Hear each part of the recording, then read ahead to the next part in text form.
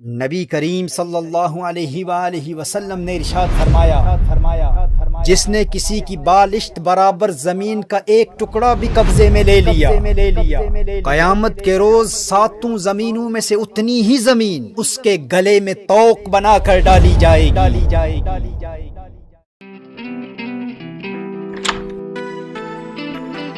अस्सलाम वालेकुम साहब जी। वालेकुम सलाम।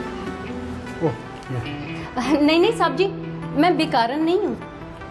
जी फरमाएं। वो आपने अखबार में इश्तिहार दिया था ना घर के कामकाज के लिए, मैं बस उसी के लिए आई। हाँ ये तशरीफ़ लाएं, अंदर आएं, अंदर आएं। देखें बेटी, आपने कपड़े और बर्तन धोने हैं और सफाई भी करनी है। मैं इसका आपको 10,000 महीने का दे दिया करूँगा। जी ठीक है साहब जी। आपकी बेगम नहीं है? दरअसल मेरी बेगम की डेथ हो चुकी है और मेरा एक बेटा है जो बाहर के मुल्क में होता है, और बेटी अल्हम्दुलिल्लाह अपने घर में खुश है। बेटी आप रो क्यों रही हैं? अपनी किस्मत को रो रही। आपकी बेटी कितनी खुश नसीब है कि अपने घर में है, और एक मैं हूँ जिसका कोई घर ही नहीं है। बहुत दुखी मालूम होती हो, क्या बात है मुझे बताओ।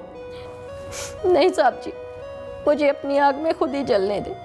नहीं बेटी मुझे बताओ, जैसे मेरी बेटी शाइस्ता वैसे तुम हो, अगर हम एक दूसरे के काम ना आ सके तो क्या फ़ायदा इस ज़िंदगी का।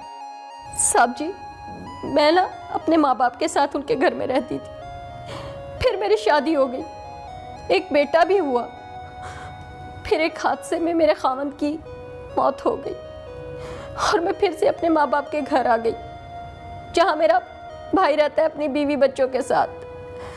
लेकिन फिर उसने रुखसाना, मेरे हालात इस काबिल नहीं है कि मैं मज़ीद तुम्हें अपने पास रख सकूं, और ना ही मेरे पास इतनी रकम है कि मैं तुम्हारा निकाह कर दूं। तुम ऐसा करो कि दारुल अमान चली जाओ। जमाल भाई, कैसी बातें कर रहे हैं आप? ये घर मेरे भी माँ बाप का है। जितना आपका हक है इस घर पर, उतना ही मेरा भी है। आप मुझे मेरा हिस्सा दे दीजिए, मैं चली जाऊंगी। कौन सा हिस्सा है तुम्हारा? वही जो अल्लाह और उसके रसूल सल्लल्लाहु अलैहि वसल्लम ने मेरे लिए मुकर्रर किया है। रुखसाना, आइंदा ऐसी बात मत करना। कोई हिस्सा नहीं है यहाँ तुम्हारा। ऐसे कैसे नहीं है? आप मकान बेचिए और मुझे मेरा हिस्सा दें। दूं मैं तुम्हें हिस्सा?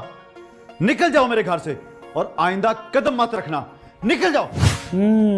मैं समझ गया, तुम्हारे भाई ने तुम्हारा हक नहीं दिया, मगर तुम फिक्र ना करो, मैं तुम्हारा हक तुम्हें दिला कर रहूँगा। बहनों और बेटियों का हक खाने वाले ये समझते हैं कि अल्लाह के अजाब से वो बच जाएंगे। मैं एक वकील को जानता हूँ, आज ही उससे रब्ता करता हूँ। तुम मुझे पूरी तफसील बताओ।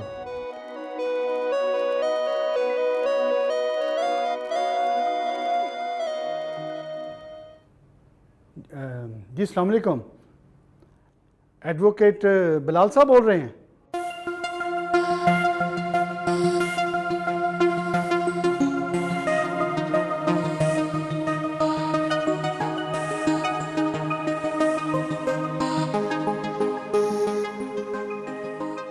अस्सलाम वालेकुम साहब जी। वालेकुम सलाम। पानी पिलाऊं आप? नहीं बेटी शुक्रिया। बेटी तुम्हारा मुकदमा दायर हो गया है और इंशाल्लाह तुम्हारा हक तुम्हें मिलकर रहेगा, मगर एक अफसोस वाली बात है। किस बात का अफसोस? वो तुम्हारे भाई ने मकान अपने नाम करवा लिया है। लेकिन मेरे दस्तखत के बगैर ये कैसे मुमकिन है? उसने जालसाजी की है। आओ मेरे साथ। ये क्या किया भाई आपने? मेरी जगह किसी और को बहन बना कर ले गए आप। इस दुनिया की खातिर रिश्ता ही खत्म कर दिया। आपकी शक्ल तो मुझसे मिलती थी ना, मेरी और आपकी रगों में एक ही खून था। बचपन में मैं आपके बगैर खाना नहीं खाया करती थी, फिर आप किसको अदालत में मेरी जगह बहन बना कर ले गए? झूठ है, ये सब बकवास है। मैंने कोई जालसाजी नहीं की। क्या झूठ है और क्या सच है, सब सामने आ गया है। मैंने सब पुलिस को बता दिया है। नहीं साहब जी, इन्हें छोड़ दें। आखिर मैं इनकी बहन हूं, मैंने इन्हें माफ किया। देखा, ये होती है बहन जिसने तुम्हें माफ कर दिया। जरा सोचो, योम हशर अल्लाह तुम्हें कैसे माफ करेगा।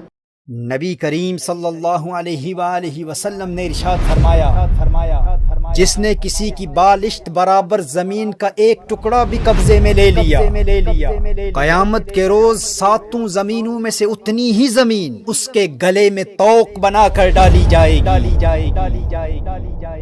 नहीं नहीं नहीं मेरी बहन, मुझे माफ कर दो। मैं भटक गया था, मैं गुमराह हो गया था। मेरी बहन मुझे माफ कर दो, माफ कर दो। भाइयों पर लाजिम है कि अपनी बहनों का हक को हिस्सा उनको दुनिया ही में दे दें, वरना आखिरत में देना पड़ेगा।